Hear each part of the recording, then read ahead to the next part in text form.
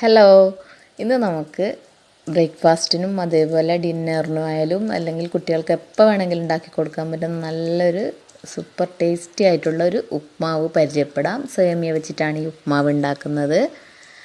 ഇത് നമുക്ക് പെട്ടെന്ന് തന്നെ ഉണ്ടാക്കിയെടുക്കാനും പറ്റും, അതേപോലെ നല്ല ടേസ്റ്റുമാണിത്. അപ്പോൾ നമുക്ക് എങ്ങനെയാണ് ഈ സേമിയ വെച്ചിട്ടുള്ള ഉപ്മാവ് ഉണ്ടാക്കാൻ നോക്കാം.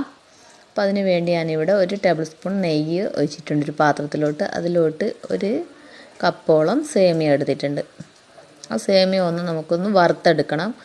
അപ്പോൾ ഈ ഒരു നെയ്യിലിട്ട് ഇതൊന്ന് നന്നായിട്ടൊന്ന് വറുത്തെടുക്കാം.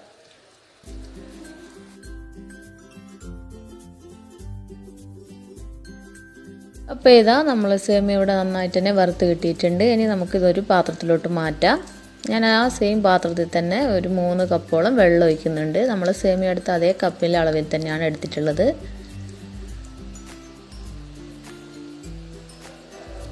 ഇതിലോട്ട് പാകത്തിനുള്ള ഉപ്പ് ചേർത്ത് കൊടുക്കാം.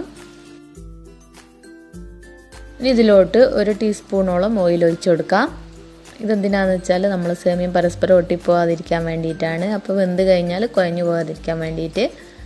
ഇനി നമുക്ക് ഈ തിളച്ച വെള്ളത്തിലോട്ട് നമ്മൾ വറുത്ത് വെച്ചിരിക്കുന്ന സേമിയ ഇട്ട് കൊടുക്കാം. ഇനി ഇതൊന്ന് വെന്ത് വരണം. ഒരു 3/4 ഭാഗം വെന്ത് കിട്ടിയാൽ മതി, നന്നായിട്ട് വേവണ്ട.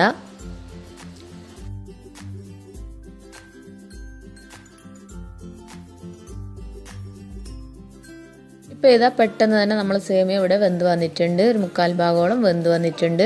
നമ്മൾ കൈ കൊണ്ട് ഇങ്ങനെ പിടിച്ച് നോക്കിയാൽ പെട്ടെന്ന് തന്നെ നമുക്ക് മനസ്സിലാവും ഇതിൻ്റെ വേവ്. അപ്പോൾ ഇതിവിടെ 3/4 ഭാഗത്തോളം വെന്ത് കിട്ടിയിട്ടുണ്ട്. ഇനി നമുക്കിതൊന്ന് ഒരു അരിപ്പയിലൂടെ ഊറ്റണം.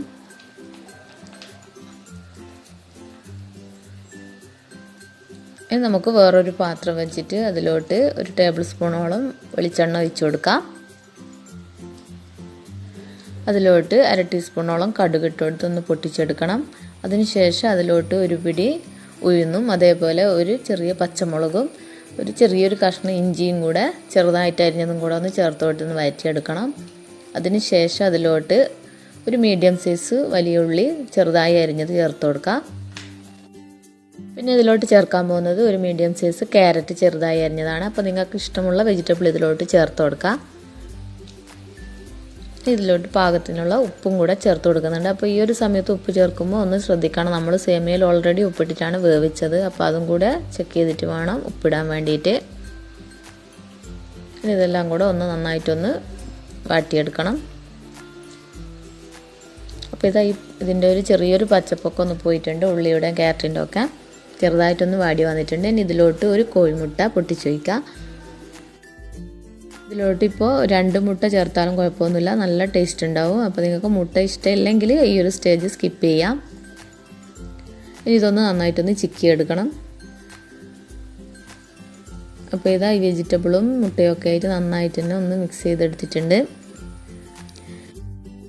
ഈ ഒരു സമയത്ത് നിങ്ങൾക്ക് വേണമെങ്കിൽ ചെറിയൊരു തക്കാളിയോ അല്ലെങ്കിൽ കുറച്ച് തേങ്ങയോ ഒക്കെ ഇട്ട് കൊടുക്കാം. ഞാനിപ്പോൾ പക്ഷേ അതൊന്നും ഇവിടെ ചേർത്തിട്ടില്ല. അപ്പോൾ അതും കൂടെ ചേർത്താൽ ഒന്നും കൂടെ ഒരു ടേസ്റ്റ് ആയിരിക്കും. പക്ഷെ ഇങ്ങനെയും കുഴപ്പമൊന്നുമില്ല, അതൊക്കെ ഓരോരുത്തരുടെ ഇഷ്ടം പോലെ ചെയ്യാം.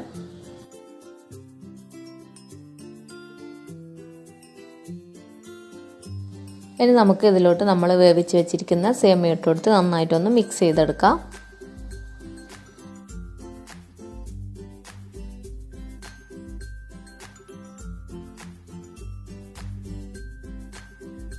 നമ്മളിപ്പോൾ ഇട്ടെടുത്ത ഈ സേമിയ ഈ ക്യാരറ്റും അതേപോലെ ഉള്ളിയും മുട്ടയൊക്കെ ആയിട്ടുള്ള ഈ ഒരു മിക്സായിട്ട് നന്നായിട്ടൊന്ന് യോജിച്ച് വരണം. അപ്പോൾ ഇത് പെട്ടെന്ന് തന്നെ നമ്മൾ മീഡിയം ഫ്ലെയിമിലിട്ട് ഇതൊന്ന് നന്നായിട്ടൊന്ന് മിക്സ് ചെയ്തെടുത്താൽ മതി, കുറേ ടൈമൊന്നും വെക്കണ്ട.